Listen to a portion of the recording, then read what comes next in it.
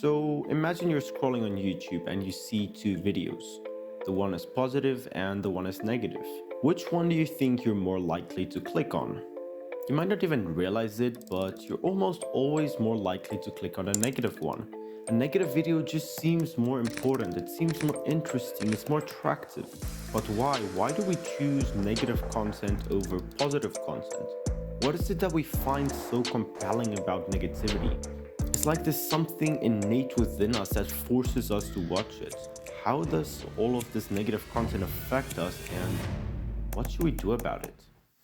It turns out that psychologists actually have a special term for this drive towards negativity. It's called negativity bias. Psychologists define negativity bias as the tendency to pay more attention towards negative information than positive information. And because we tend to watch negative content more, that is what the algorithm promotes more. And because the algorithm promotes it more and the people watches it more, the content creators creates it more.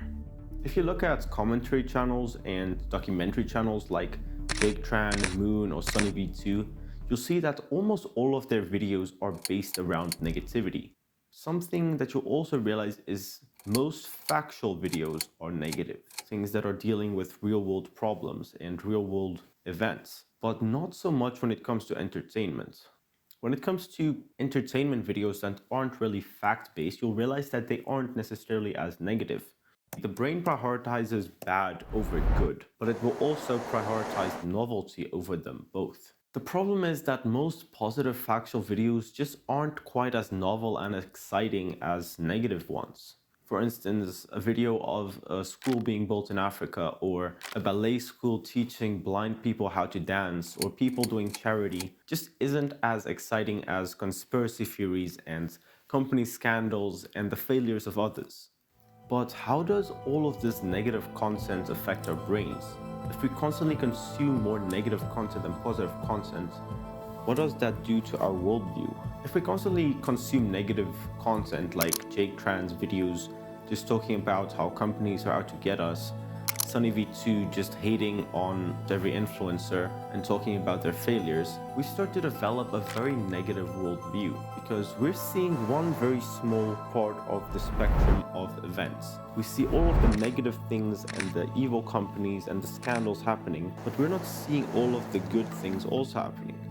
Now, because we only see this little part of the spectrum, we start to believe that this little part is the entire spectrum. Constantly consuming negative content not only affects our worldview, but it also affects our mental health in really bad ways. You're much more likely to develop depression and anxiety and stress from consuming negativity constantly. So if this negativity bias is causing us all of these problems, why do we have it? Well, like most human features, negativity bias is one of those things that used to serve us very well in the past, but now that we live in a modern world, it's kind of causing some problems. Let me explain. So imagine you were a farmer 3,000 years ago and you are plowing your crop field. Now, as you plow your fields, you are scanning the environment around you. You see the ground you've been tilting, you see the seeds in your bag, you see the sun, you see the trees, and so on. You also see a snake in the grass in front of you. All of the things that you see in your environment, which one is the most important to focus on? Well, obviously the snake, because if you don't acknowledge the snake, it might bit you and you might die. So in a situation like that, focusing on the negativity could save your life. But the problem is that our brain kind of registers all environments in the same way. You see everything in your physical environment, and you see what's dangerous and what's not, and what's positive and what's negative.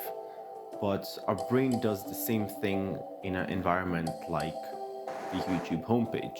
So if you're on the YouTube homepage and there is 5 positive videos and a negative video, your brain is automatically going to place more importance and emphasis on that negative video. And that's the problem. Because the algorithm is designed to promote whatever people watch the most and click on the most.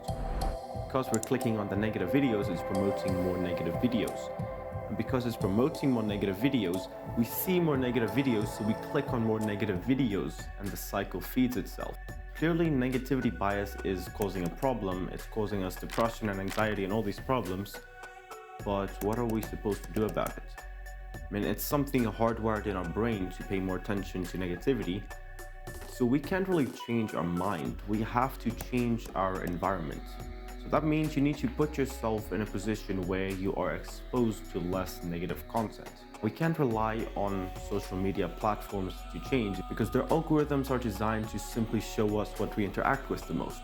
Therefore, we'll have to take a personal responsibility to expose ourselves to less negativity. A few things that I found helpful for getting exposed to less negative content online, especially for YouTube, is just to subscribe to channels that promotes more positive content.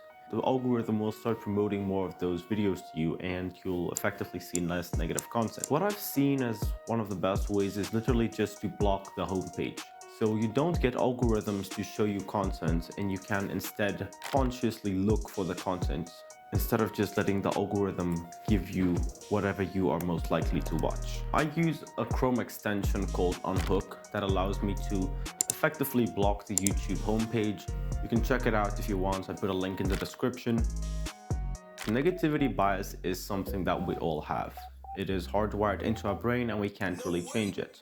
Negativity bias isn't a bad thing, but it can be exploited by technology if we're not careful. If you enjoyed this video, make sure to subscribe because I've got a lot of cool content coming up and I'll try to keep it positive and to teach you something useful. See you next time.